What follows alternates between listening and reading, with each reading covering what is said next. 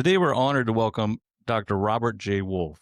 He's a neuroradiologist, award winning author, and the son of two Holocaust survivors whose courage and resilience continue to inspire generations today. His book, Not a Real Enemy: The True Story of a Hungarian Jewish Man's Fight for Freedom, tells the extraordinary story of his father, Erwin Wolfe, who defied Nazis, escaped forced labor camps twice, and later fled communist Hungary under the cover of night to find freedom in the West. The book has received multiple national awards, including the Nautilus Book Award, the National Indie Excellence Award, and the Reader's Favorite Book Award. And it stands as both a historical record and a deeply personal journey. Robert, welcome to the show. It's a privilege to have you here to help us preserve and reflect on your family's remarkable story. It's a privilege to be here. I'm very honored you invited me, and thanks for having me. Great to have you, Robert. It's very great to have you. Thank you, Pastor Paul. Appreciate it. So, Dr. Wolfe, you've appeared on multiple podcast interviews promoting the work of this book that you put together, which is really like family history and letters and an autobiography from your father. I wanted to ask you, before we get into the details of it, how did your parents' history actually shape your worldview? Well, I'll give you a brief history of the book. My mom and dad, like you said, they wrote the autobiography about my dad's life in the 70s once they finally got settled in the United States. This is in the 70s. They went from paper and pencil to typewriter to computer, ultimately to a disc, if you can believe that. They were crisp. The stories were crisp. They wrote the stories as though they had happened the previous day. The sounds, the smells, the fear, the cold, the loneliness. You could feel it all. The way the table was set, listening to the radio, it was amazing how they recorded what happened in my dad's life, going back to his childhood and even his father's life. A captain on a ship in World War I. He was a captain on a Red Cross ship. Flash forward 1997, my dad passed away. He was my idol of growing up, but that's because he was a doctor and he loved medicine, and that's why I became a doctor. Since ninth grade, it's all I wanted to do. But that was before I knew everything that they went through in Hungary. And so maybe 30 years ago, I read the manuscript, didn't think much of it. But then except my dad's first escape, I kind of remembered that. And things that when we had family arguments, they would bring up topics like forced labor camp and how good we have it as Americans, and come back to that later. But 1997, my dad passes away. Unfortunately, 2016, my mom passes away. A historian friend hands me the disc now of the story, and I didn't think much of it at the time. Had to take care of my mom's affairs, retired for a year, and then went back to work to help a friend. They were short radiologists, so as radiologists, our left screen is the patient queue, the list, and the right screen are the images between cases. And so now this disc is calling to me like Superman's kryptonite. I know that's kind of corny, but literally summoned me. It called out to me. So between cases, I started reading the book again, the story, and I couldn't leave it on. It was so amazing. 20 miracles, 4 escapes, remarkable. If you didn't believe in God before reading the book, you sure did afterwards. Profoundly changed my life, realizing how important the subject matter was, anti-Semitism in the backdrop throughout, and I just couldn't leave it on a disc. I couldn't leave it on a computer. I needed to share it. And so it was a big life changer for me back in 2018. The book's from there, there's a lot of twists and turns, just getting the book published, getting it out. Almost self-published, but bottom of the ninth, shoestring catch, got my co-author Janice Harper, who did a remarkable job helping me turn the autobiography to a biography. And then we queried agents and publishers. We vetted them out very carefully. And bottom of the ninth, shoestring catch, we got Amsterdam Publishers. It was our last pick. And we were fortunate. They loved the book, and we signed the contract. And the next day, 6 months later, the book was put out, almost to the year to the date with the Hamas attacks, October 7th, just plus or minus a few days. I was in Israel at the time, so that was really exciting. I was in Israel. The book was being released, and my parents wrote this as though they knew I would do this. And don't you hate it when your parents are right? I shouldn't say that in front of your dad, but that, and they knew that anti-Semitism would be a recurrent theme. It would be, who knew that it would break out? Like, it wasn't like this in 2018 when I started this, and now it's the story is as relevant as ever, even though the events happened 60, 80, 100 years ago. Robert, it's amazing when you say that. I've been to Israel 11 times, getting ready to take another tour of 100 people next year. I was there during what they called the knife intifada. I was there in 1996 when a bus bomb killed 27 people just down the street from my hotel. It shook the entire hotel, and they told us, "Don't worry, that's the sound of our sonic booms, of our great jets." But so I love the land of Israel. I love the Jewish people. I love what they've done and their incredible survival and their incredible tenacity. And you're right. Your parents were right. They knew this wouldn't go away. They know it will never go away, no matter how hard we try to educate people. So I want to ask you about your father's experience. I mean, in a forced labor camps where I think your grandparents were killed.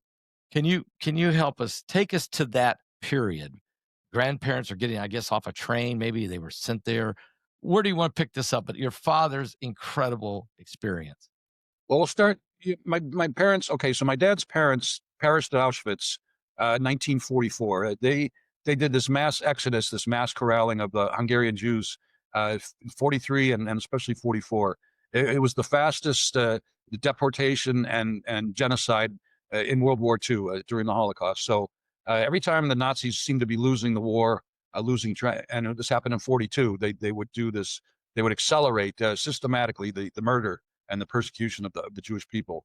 Hungary was occupied before that, but the activity against the Jews really didn't take place specifically until 43, 44, even though anti-Semitism was around since the mid to late 30s. Newspapers. Today we have the internet. Back then they had newspapers.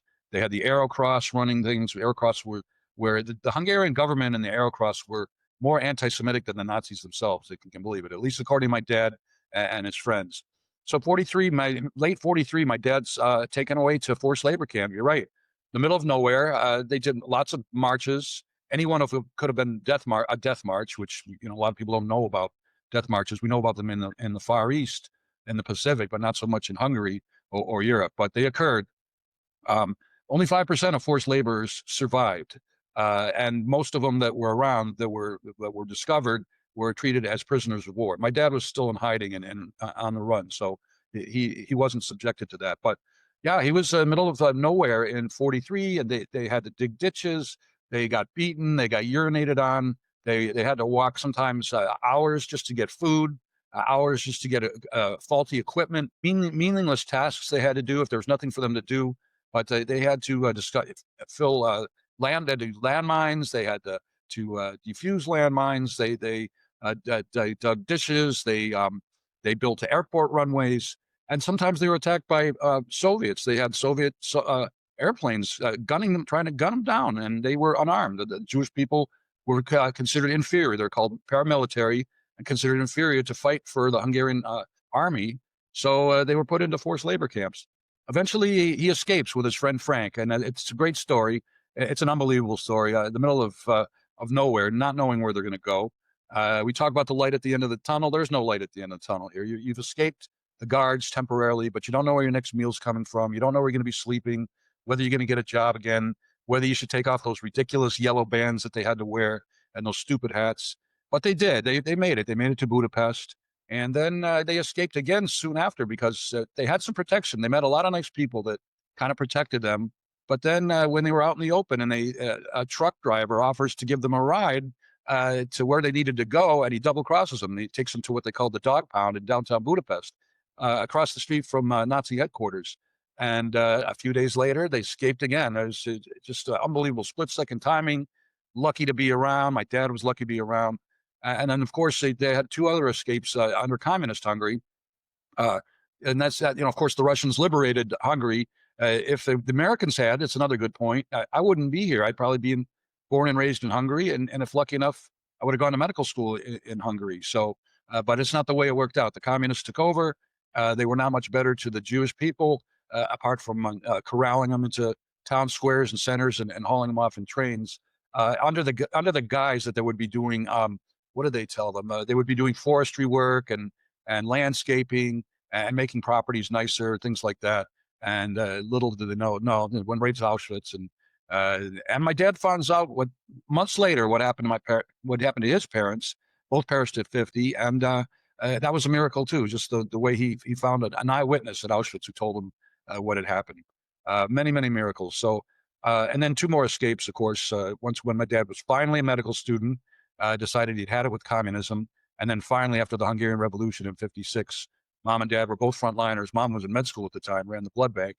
Dad doubled down as a trauma surgeon in '56 in the Hungarian Revolution. 3,000 people died in that war, thousands of refugees and homeless and countless destruction. Just a 2-week war, but they had enough. '56 and just decided let's go. So that was my dad's fourth escape.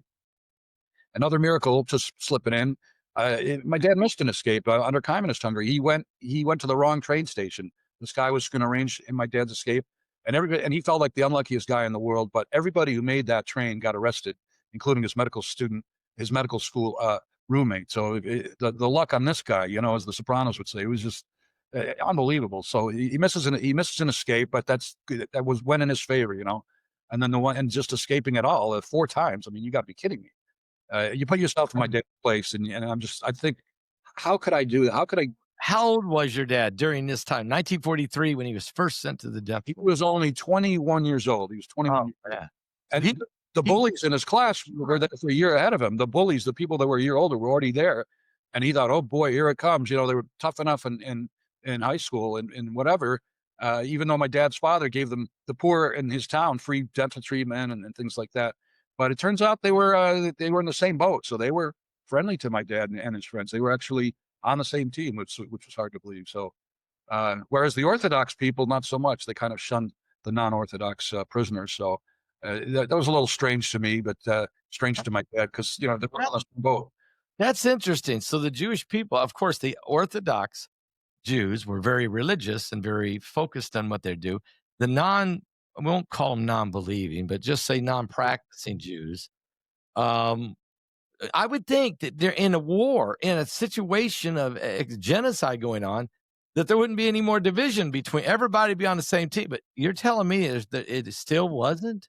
Yeah, and that's what happened to my dad as a kid too. His parents had to move a few times because of financial distress and not fitting into the right neighborhood with the Orthodox or otherwise.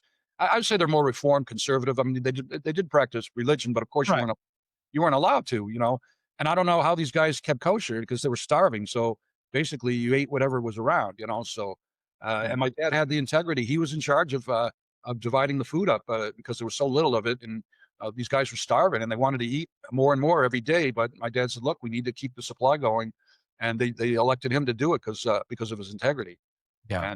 And his fellow mates also showed integrity. They really had to survive. They had to depend on each other to do the right thing. So lots of amazing stories, lots of twists and turns for sure. Yeah, and Robert, I would say that it is indeed an absolute miracle that that you're here today, still, especially with the multiple escape, like the luck. I mean, I wouldn't say it's either luck or fate or God was watching over your father, but The hand of God. If you didn't believe in God before reading this book, you will afterwards. It was enlightening. I mean, this you got to believe that the hand of God was in his favor. Like my dad's name was Moses. I was going to call the book the sixth book of Moses. The Old Testament, because all the miracles in it. My dad's name is Moshe or Moshe ben Yosef, Moses son of Joseph. And but my my co-author came up with the Not a Real Enemy title, and for good reason. And so I wanted to go. I don't want to get too far into the history because it's actually pretty complicated, honestly, when you start reading about World War I, World War II.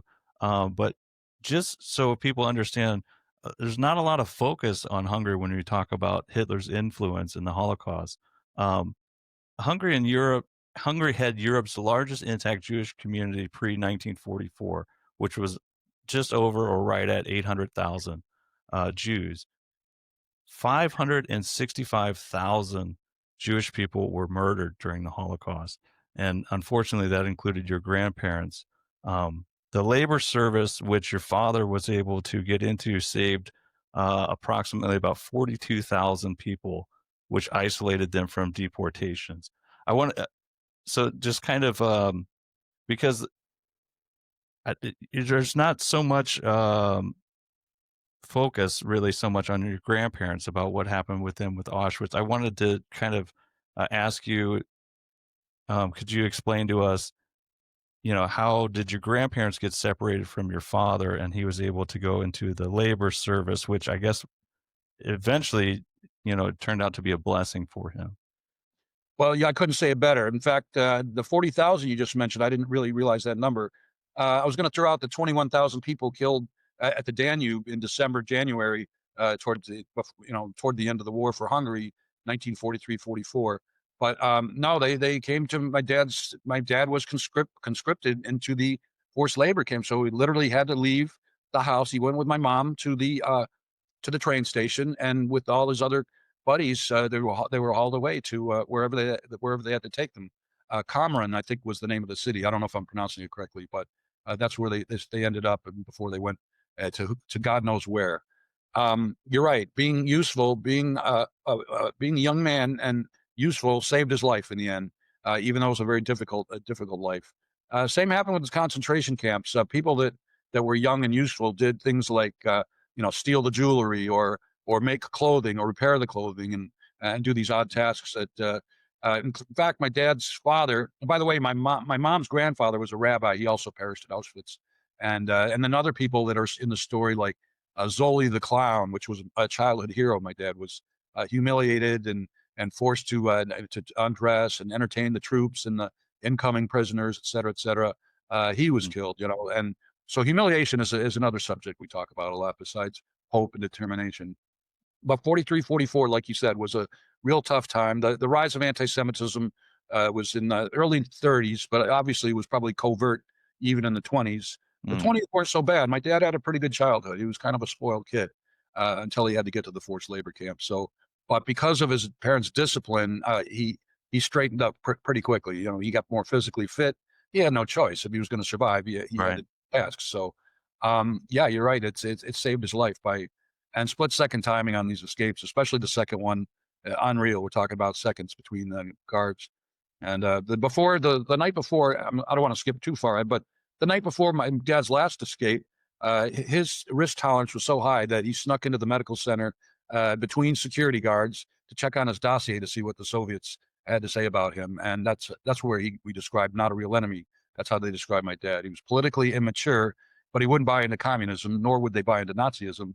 And but they hated it. They loved Mother Hungary, but they hated the Nazis. They hated the communists. So in the end, the irony is my dad was a real enemy, and so was my mom, because you had two good people leave the country after the Hungarian Revolution. Whereas if the communists hadn't taken over in 44, 45, then they probably would have stayed. Like I said, I've probably been raised in Hungary. How in the world did your father rebuild a life? I mean, when the war ended, when it's all said and done, the emotional scars, the brutality, the reality of escaping 4 times, the fact that every day could be your last day. Try not to starve to death. Hope you don't get shot. Don't know what the humiliations. How, when that ends, how in the world do you start from there again? And the emotional, the economic, how did he do that? It is remarkable. I mean, that was most of my motivation in doing this, was thinking, how did he not have PTSD? How did he survive this without all of that? And I don't know if I could do it. I don't know if most of us could handle that, but he sure did. He just wanted to get into medical school, and he wanted to live in a free country. So one thing at a time. They had a 10% quota for.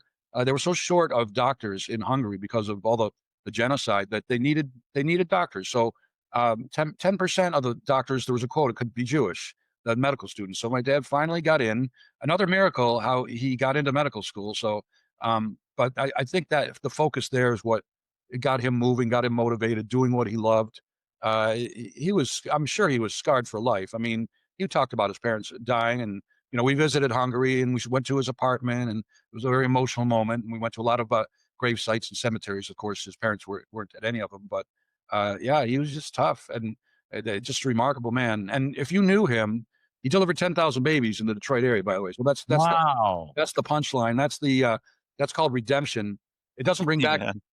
the 6 million, and it doesn't bring back the 50 or 60 million that actually died in World War II. Not a lot of people know that. Never mind the millions of people that were persecuted or killed or tortured in Europe under the Soviet regime for many decades. Right. It does bring some life back, and my dad loved doing it. He would work till the day he died, and everybody in the hospital said hi to him when he went on rounds. He just loved what he's doing, and like I said, he wanted to do it in a free country. I mean, I guess he could have practiced OBGYN in Hungary under the Soviets, but Mm. there were too many. There were too many turncoats. There were too many Benedict Arnolds, people to try to get them to disparage communism and buy into it, and just to get points with the communists. And my dad he just wouldn't do it. So it's amazing how tough he was, my mind, and it's just remarkable. And so now he's doubled down as my hero, not only as a doctor and a good one, but as a guy who, like you said, survives and just moves forward, and remarkably that he could do that. Yeah, that's just absolutely and just to even I can't even really even think about the things that he went through. I'm for sure that he probably had PTSD. Definitely hit it well. It sounds like around you anyway. Um, I was curious a little bit about, because you spoke um, about when you were actually going through and putting this together for a biography. Growing up, how much of that, the background and the story, the family history, was spoken about in the household? Were you kind of numb to that as a child? And then at some point, but when was the moment that it clicked of, wow, this is something that's actually extraordinary, and I need to tell everybody about this? Well, 2018 was when it clicked. I mean, that's when I started reading the story again. But we would have family fights. My dad would be tired. He'd be up all night delivering babies. And in the middle of family fights, he'd bring up how tough it was at the forced labor camp. And he'd talk about his parents being killed, not as emotional, more out of anger. I think the way they fought it off too. And like you said, the first half of my life, I mean, I was pre-med and then medical school. You're working, you're trying to you have a family, you're focused on other things. So I never really would have had time to write anyway, nor did I have an interest in writing. But Right. until 2018, and then I really got the zap. Um, and my mom and dad were both very intelligent people. They were both Holocaust educators. I think that helped curtail the stress and the PTSD by educating other people. They educated on history, but they're also well-rounded people. They museums and art and culture, the ballet, the theater, the opera, travel, education, all of that, and that rubbed off on me. And I don't have exactly the same interests, but I do like having a variety of interests and things to keep me sane, for at the very least. Never mind, focused and just trying to enjoy whatever little time we have on this good planet Earth. So instead of protesting, I'm giving back to the community by doing this story and trying to educate people, as my parents did. And they were also well respected in the Jewish community. They were well respected in the medical community. And they also had a diversity of friends: Asian, Russian, Hong Kong, Africa, India, Japan, Europe, of course, fellow Holocaust survivors in Michigan, my home state. And I like to do that. I like that. I think that's part of the answer in what's going on in the world, is try to engage and learn more about other people's culture, Mm. rather than shun them, rather than ignore them or protest, or at the worst call for the death of a country, or a race, or religious, or a religion. And that's what we're seeing now. And so back in high school, I was one of three Jews in my high school. It was about 40% African American. Never picked on for being Jewish. There was a lot of trash talking. There was a lot of bullying, but we left it on the football field. We left it on the baseball, the baseball and basketball court. It wasn't carried out. We weren't threatening each other because of race or religion. And in the end, there was a respect. If you were a good athlete, if you were a team player, for me, I was pretty smart, I guess, so that helped. And just being a nice person in general, that's what's going to get you forward. The negotiations should be at the table. They should be in the classroom, not outside campuses calling for the death of people. I just don't think that's appropriate. And I'm not sure people care. And you could you could hate me because I'm Jewish, but I have nothing to do with Gaza. I mean, I didn't invent Gaza. They didn't. There were plenty of opportunities for Israel to get along with its neighboring Arab nations. As you know, it's about 1% of that whole Middle East section, and there are plenty of opportunities. There still are. I mean, they've made amends with Egypt and Jordan and Lebanon, and to some degree. There's still restrictions. There's still issues, but there's a lot of countries that Israel's made an effort to get along with, and I hope more of the same. These wars are so unfortunate. but that's what accelerates in general the peace process. But that's kind of ironic. Doesn't sound right, but Right. if there's one cell left, if there's one cell, then you can expect in 20 years, 25 years for this kind of thing to re-erupt. Because the conflicts go back to the Old Testament. I mean, Exodus, and my favorite book of the Old Testament. No surprise, right? It's about escapes and leaving a country where you're enslaved. Right. Sense, but that's my favorite story, Moses and Exodus. But the fight, the battle, and it's not just Jewish people versus the Philistines or the Muslims. It's also Christianity, a big, hundreds of years of persecution of Jewish people and Muslim, all because of religion or land, property. The Romans. Mhm. We can go on and on. Not to make up history, but the past, the animosity. Why can't we just all get along? There's 7 billion of us and rising. I mean, it's not gonna work if we keep fighting. There's only 15 million Jews at last I saw, 15 plus. And if it weren't for the Holocaust, it's estimated there would have been 41 million Jews on Earth now. And that's still a very, very small minority of people relative. 1.5 billion Christian, 1 billion Muslim, 1.5 billion Hindu / Indian, and 1.5 billion Chinese / Asian. That's probably 80+ % of the world population. If people wanted to decimate us as a whole, it wouldn't be that hard. If people wanted to gang up on us, it wouldn't be that difficult. Thank God we have 99% are normal. It's always the one guy that ruins it for everything. The Osama bin Laden, the Hitlers, the Himmlers, the whoever, Pol Pot. We can go on and on. Castro, Saddam Hussein. It's always the one guy that just rules it forever. 99% of us, we believe in family, religion, work.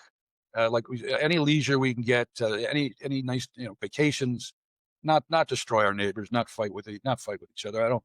So I'm trying to wrap my arms around the people that are like us, that care, and that live to educate about this kind of thing, and not put up with violence on campus and things like burning synagogues, anything like that. And we've seen a lot of even murder. The 65-year-old man in L.A., the president of the synagogue in Detroit, and it goes on and on. Canada's a nightmare. Australia has been. I don't know about now, but I've just seen horror stories, and of course Europe. I was thinking about this on this vein of thought. I want to know more about your mother too, because I hear all that your father, but your mother's a Holocaust survivor herself. And how did they meet? Was that after the war? Was it during the encampments? Was it before the war? But before we get to your mother, I want to just jump on that vein. When I was watching all these protests and all these anti-Israel and anti-Jew, I mean, look, on October 7th, 2023, Hamas came in and butchered 1,200 people and gleefully and filmed it, and then drug 251 hostages into Gaza, of which we still are trying to get the last remaining remains. And Hamas still hasn't laid down their arms. At the same time, President Trump, we got to give him a little bit of credit. He started the Abraham Accords, trying to figure out a way to get peace with Israel, with some of the neighbors. And he's trying to expand that now. And you made a good point when you said, unfortunately, sometimes it takes war to bring peace. It's unfortunate, but we've seen it in history. After wars are over, people say, man, this wasn't worth it. And they try to figure out a way to survive until that one guy rises again. But when you were watching these college students, when you were watching from higher learning education in New York, Harvard and New York University and different Columbia and all these different places, how did you feel about that? How did you deal with that yourself when you were watching? And this was not just there; it was going on all over the world, and it was just like a week or two after the attack. I mean, there might have been a little bit of love for 7 days. That was about it. Everybody turned on Israel again. So how did you feel about that, Dr. Wolf? Well, my slippery slope of fighting went from this to this. That's all of a sudden I had book presentations canceled for one thing, because people were feared for my security, for the synagogue security. That was a sad thing. More than one. It was horrifying. I mean, I just couldn't believe it. My parents would be mortified by seeing it. I thought they took way too long to squash all these protests. A pox on the deans and a pox on the presidents, the people that run these universities for letting that go for so long. Many were my alma mater, which was also horrifying, University of Michigan, where I never felt threatened. Yeah, probably a good percentage of my medical school class was Jewish, no doubt about it. Undergrad, Tufts, we had a lot of Jewish people on campus there. Yale, just horrifying. And in the end, most people would give their left, what? They would give anything to get into a school like Columbia or MIT or Harvard. Right. And these people are squandering this great opportunity. And you don't have a right to keep me out of class. If I were a student there, I'd be burrowing through those people. Like, I'd go into the weight room like I normally do, get the hell out of my way, get the hell out of my professor's way. I have a right to learn. You don't have a right to kill me, let alone to stop me, to hinder my education. There's no way. So there's that thought. If I'm the parent of these kids, the lawsuits would be slapped on so quick that it'd be head spinning. I'm not sure how many have been. I imagine there've been a lot of lawsuits that have been started because of the thing, but that's something else to me. I would also call the governor of my state. I'd ask for military presence. That I never felt safer than in Israel, and I never, like you said, never felt more integration between the Judeo-Christian population and the Muslim too, because we did Muslim sites, et cetera, et cetera. But what I did like was the military presence, police and military presence. They're doing it in D.C. I think they should be doing it on campuses, and I think synagogues, churches, museums, libraries. Why can't we all have that privilege? And then I think that would curtail a lot of that of the uprisings. But it's horrifying, and and again, I feel the pain. I feel the interlocking of the story of Hamas and what happened to my parents. But it's still a different story. But the song remains the same. It's still anti-Semitism, covert or otherwise. So, and there are other things that the deans of the schools could have been better at powwowing. What are you guys doing to circumvent this? How can we help? They could have done a lot more, and also apologize to the Americans, apologize for, and take accountability for taking too long to take care of the problems. And once they do, if and when they do all that and get things settled, then I guess they could apply for federal grants and federal money. But we shouldn't be paying our tax dollars to universities that support genocide and support the destruction of Israel or any other place. Right. I agree with you 1,000%. America too. I mean, it's the same people. It's. I met a lady who she got a divorce. Her ex-husband is Russian, and she says the guy hates this country. So then why the heck doesn't Why are you here? Yeah, why are you here? Move back to Russia. Go fight in Ukraine for 3 years. See how you like it. If you survive that long, good luck with that. I mean, so it's sad to hear things like that because it's not just Palestinian sympathizers and not just Gaza sympathizers. There's other people out there. We've got white supremacists and skinheads, and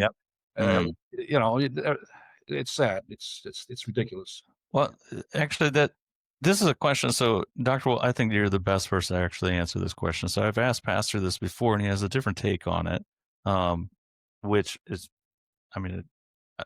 Pastor, you can probably jump in and well, I don't know the question yet. Well, yeah, some context for it. But like you were mentioning with the skinhead, so I live in Washington State right now. So when I moved here from Virginia. Okay, so it's like totally different different ways of thinking across the country. But I see an old restaurant that was closed up, and they gated it off, and it must have come from when all of that protesting and ridiculousness was going on. And we talked about it on a podcast a couple weeks ago. What is like this obsession of free Palestine for people that have never even been in that part of the country or part of the world and probably never will be? But my question for you is, why is there persecution of Jewish people? What is the point? Like, ultimately, is it about their religion, the region of the world that they're in, the land that they occupy, natural resources, wealth? What is it? Well, you just, you answered your own question because those are the words I would use. I mean, maybe it's jealousy. Maybe it's just some people will just useful idiots. I've heard that term. You recruit people that have nothing better to do than get out and protest. I mean, that's something else. People that just have anger, I suppose. But you're right. They don't know They don't know the history. We got to go back to 48 for modern Israeli history. But like I said, we got to go back thousands of years too. Right. I wish I knew the answer. I'm trying to get my arms around it. it's funny you mentioned Washington because my co-author Janet, and she's in Washington State too. So, Mm. and she's a liberal lady, but she can't stand what's going on in the world too. So she helped me do this book for probably a lot less than she would have otherwise, knowing that what we're talking about is important. So, and then Virginia, you talk about Virginia. I have a friend who's chief of surgery in Kalamazoo. He left Charlottesville, Virginia, because of the protests that they had there, and that was Mm-hmm. way Yep. before the attack. So, yeah, it's the covert anti-Semitism. Is what about January 6th when they took over the Capitol? I mean, that was just horrific. I mean, it's one thing to want a president to win an election. It's another thing to threaten people and have Nazi paraphernalia on and swastikas and that. And a lot of people they don't even know the history of World War II probably. And Yeah, I just don't get it. people that deny World War. A lot of people denied 9/11, 9/11, and I'll tell you what. Americans were targeted 9/11. Those were terrorist attacks, and Christians died, Jewish people, Asians, African Americans, Muslim. The people that was an attack against America, and that's probably the last time we were bonded as a nation. Maybe COVID after the coronavirus for about 10 minutes, and of course World War II after Pearl Harbor. That was but Korea, the support for Korea, Vietnam, these. Unless a war is a 6-day war, that it comes and goes quickly. It just the pain lingers on. So I don't know. I wish I could wrap but ignorance is definitely part of it. Jealousy, just the difference of religion, people that just don't know how to accept education at home. Education starts at home. I'm sure hate, a lot of people that have prejudices and hate it was taught to them, by their Right. by their brothers, sisters, friends, who knows. I was at a Camp Judea in Texas last week, and a guy comes up to me and says, I've got a 10-year-old, and he had to endure an anti-Semitic remark and some anti-Semitic gestures from one of his classmates. And what do I tell him about that? I said, well, you got to tell this teacher, you got to tell the principal, you got to let his parents know, and you got to bring them all in. And those are the kids that need the education. Another one are prisoners, people that are convicted of hate crimes. I think those would be people that should read this book, my book, and others like it. And if they become movies like Schindler's List, they should have X number, like community hours, but instead of being educated about what hatred really is, or at least this form of it, especially since Jews have been a scapegoat many times when things aren't always so perfect. And you have other scapegoats. That's the sad thing too. The Asians were scapegoats after coronavirus, and the Muslims, Islamophobia was prominent after the 9/11, and that's wrong too. Okay, this is great. This is just a great interview, and your book has got to be amazing. I want to read it. I hope you enjoy it. And please, feedback welcome. I mean, Yep. I can't fight anti-Semitism alone. I got to stress that point. I need an army of people to help with education. Let me ask you about your mother. How did she survived? Was she in a different camp? Did they meet before the Holocaust? Was it during the Holocaust? Was it after the Holocaust? Tell us about your mother. That's a great question. Not everybody asked me. So my mom, as much as she educated, she didn't document her life story as much as my dad. Maybe 10 pages, 20 pages. So I read it over, and what she told me, basically, she was hiding. My mom was 11 years younger than my dad, so she was just, we'll call her 10 years old. They were both May birthdays, so she was in hiding with her mom, grandparents, uncle, different places, out on the farm in Budapest. Mostly just hiding in fear every day, not knowing, just like Anne Frank did, but at different places. But they survived just by hiding. So less adventurous World War II for my mom, but certainly when they left it in '56, that was enough adventure for her. But they met once. Her mom or her aunt, a relative of hers, when she was a really young girl, was in the hospital that my dad was working at. And he didn't think much. He didn't think much of her at the time. Actually, that was the truth. And but years later, when my dad was a resident, my mom was a med student.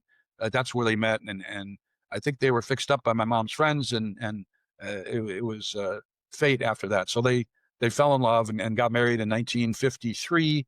Illegal Jewish wedding. Amazing chapter about that. The host got hauled off for 11 to 13 months and. By the Soviets and tortured because Jews were not allowed to have religious weddings. So there was that story.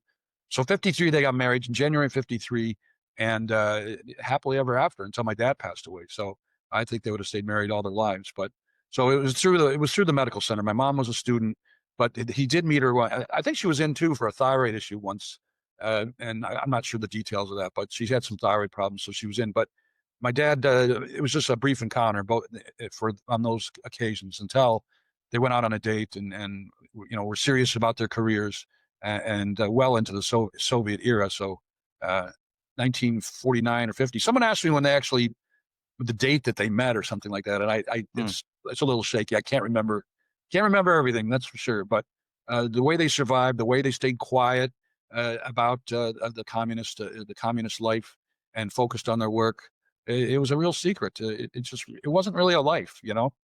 It wasn't really a life. It was just restraint and persecution. It's just wasn't for them. I and the Americans don't get we're horrible in our schools in teaching on history. They don't understand what the Nazis did. They don't understand communism and under Stalin, or the Brezhnev, or even if you want to go all the way back, they don't even know. So when they hear that term, they're like, oh well, it's a new ideology. And it's made and socialism and communism are kissing cousins basically, and it's a step on. We're watching this develop in New York City right now. Just going to bring that up. So, yep. Yeah. So would you just tell me? Okay, so your parents were living and working as doctors or in med school, and living under a communist regime, which at any time, I've interviewed guys that survived, a doctor who survived Fidel Castro, worked as a doctor there until finally one day he was just targeted to say he was anti-Castro, and he had to get on a raft and float in the ocean for 4 days to get away. He knew they was going to kill him for nothing. He never did anything. So how in the world, how do you feel about Mondami and this whole situation in New York? I mean, New York, there's 8 million Jews in New York. There's, I think, 7 million in Israel. How in the world did this guy get elected? Well, I don't know if there's that many, but there is a significant Jewish population in New York. So I expect them to come down to our beautiful state of Florida anytime now, just like they did with the COVID. Don't be surprised if there's a big diaspora, as the word would be, or exodus. I'm not real political. I don't know all the details except what I've read and seen on the news and that I picked up here and there, some on social media. But it's frightening, and it's something to be watched very closely. To see what happens. Less police protection. I think New York needs more. We already talked about that. Any type of protection. It's a dangerous city in some areas, and not just New York, Detroit, Chicago, Miami. L.A. It's just like in D.C. I pray for these people. I hope this guy engages the Jewish population, because that's what he needs to do. If you want support in office, then you have to support the people, because in the end, they're the ones who are working for the people, right? I mean, let's not forget that. We, the people, same with our president, same with our governor. The Florida governor, I think he cleaned up things pretty well. Not a different guy, but he's not Jewish. But he did go to Israel though with our county commissioner, whose mom lives in my community, so which is kind of cool. I've met him a couple times. Nice guy. I wish I could get him to support the book. He's telling me about doing coronary artery screening, and I'm like, I'm a doctor, I get it. I'm a radiologist, I know what that is. But how about giving me let's get a program going, about. And they have had some programs about anti-Semitism.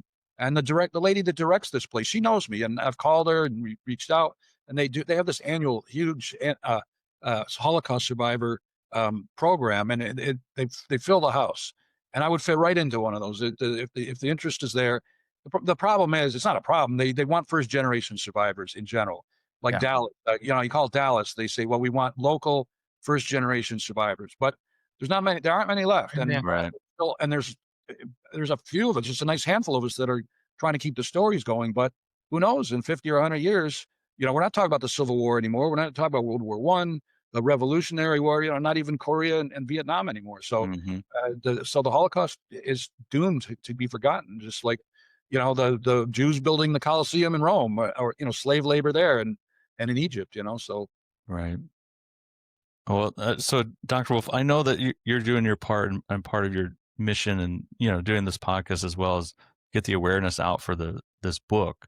I think you give at least 10% of the proceeds for each book to I forgot which fund it is that you give that to. The United States Holocaust Memorial Museum in D.C., the mothership, I call it. So Yeah. Okay. that's for my mom and dad, but that's my way to give back to the community. So it's a win-win. You know, I'm educating this way, and 10% of the book proceeds go to the Holocaust Museum. And I was fortunate enough to do four-day book signings, and we sold a lot of books.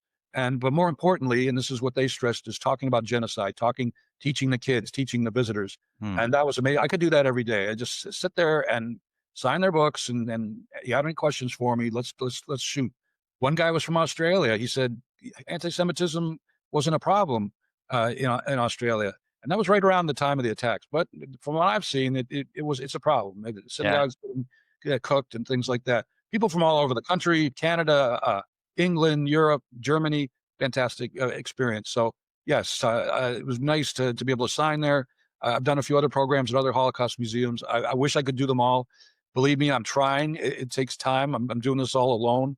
I do have an office manager, but it's a very fickle and busy business trying to write and sell a book, let alone sell a message, and especially to people like you. I don't have to sell the message about hating anti-Semitism to you, but what I do have to say is, help me network. And this is what, just having me on a podcast is a great way to go. I mean, it's great, especially if you have a good following.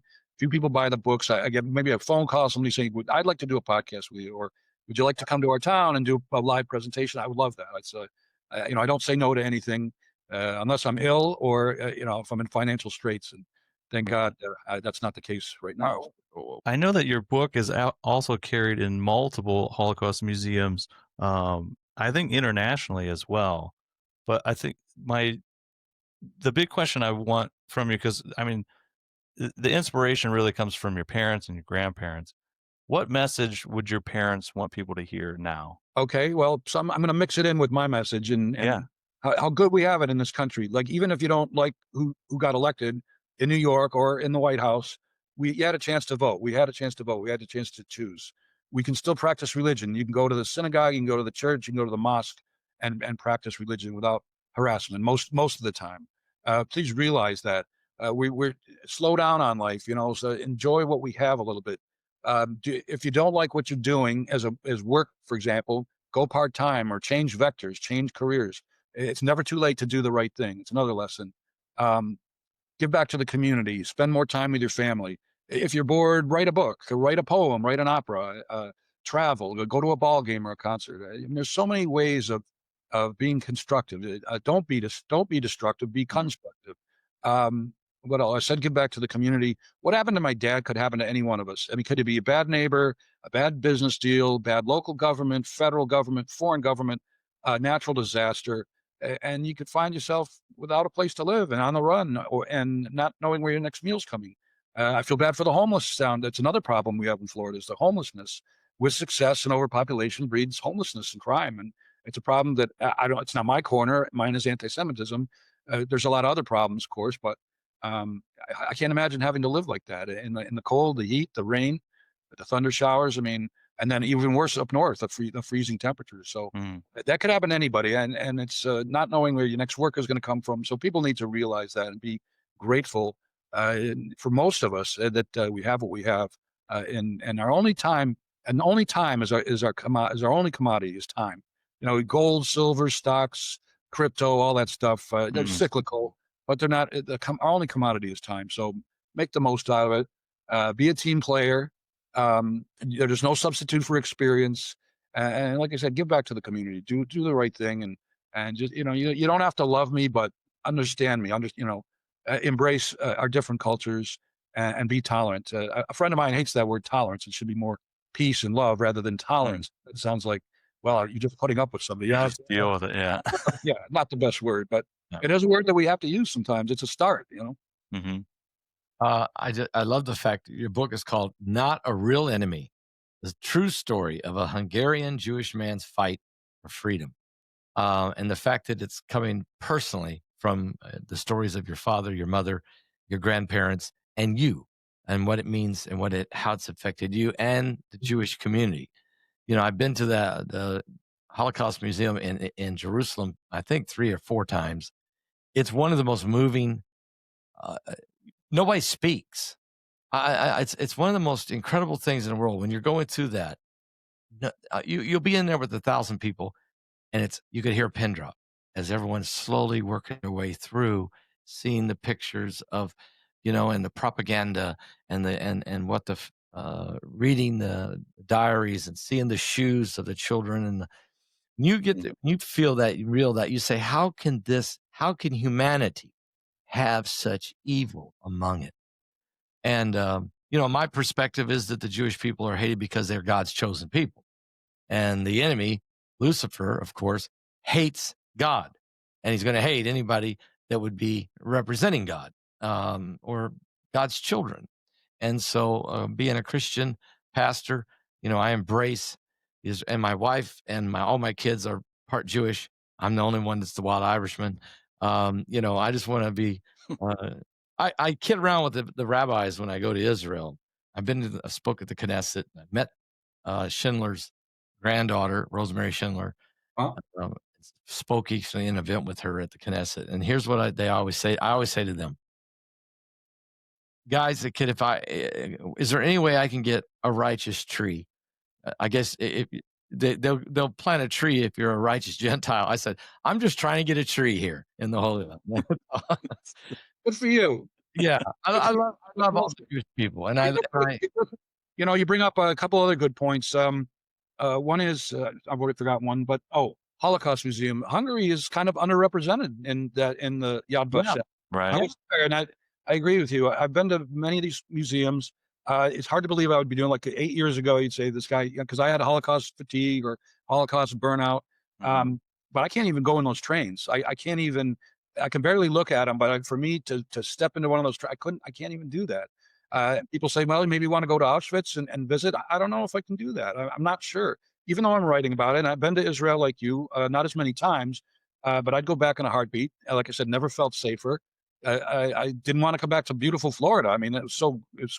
And another thing, chosen people. I don't really like that expression, because who's to say who's right and wrong? Maybe we're all right. I mean, I don't know what the answer is there, but that can fuel the fire. I would, potentially, if I say, well, we're the chosen people and I'm sticking my chest out, that can actually fuel it.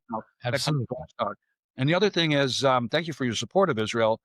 They say that all Jewish people should make Aliyah, all Jewish people should visit Israel, but I say everybody should visit Israel. That is an eye opener, and that is, you can find very few countries that are going to get you charged up like a country like Israel. Amen. Wow. Well, in closing, I just want to say, Dr. Wolf, thank you for joining us today and for sharing your parents' incredible story. Not a Real Enemy reminds us that even in the darkest times, courage, faith, and the will to survive can overcome unimaginable evil. For our listeners, you can learn more at robertjwolfmd.com and find Not a Real Enemy on Amazon, Barnes & Noble, and at Holocaust museums across the country. Dr. Wolf, it's been an honor having you join us today, and thank you for continuing your parents' mission to educate, inspire, and remind the world to never forget. God bless you. God bless, and thanks, guys. Appreciate the time. Appreciate meeting you. Stay in touch. Yes, we'll stay in touch with you. God bless you. God bless. Thank you. Thank you, everybody, for joining us today on the Paul Begley Podcast. New episodes will be released every Tuesday on all major podcast streaming platforms. For a video recording of this episode, you can watch and subscribe on our YouTube channel at Paul Begley Podcast. Hey guys, we want you to connect with us. Follow us on X and Twitter at Paul Begley Pod. We'd love to hear your questions you want us to answer on the show. For additional Paul Begley content, go to our website at paulbegleyprophecy.org. If you've thought about it, we'll talk about it. Paul Begley Podcast.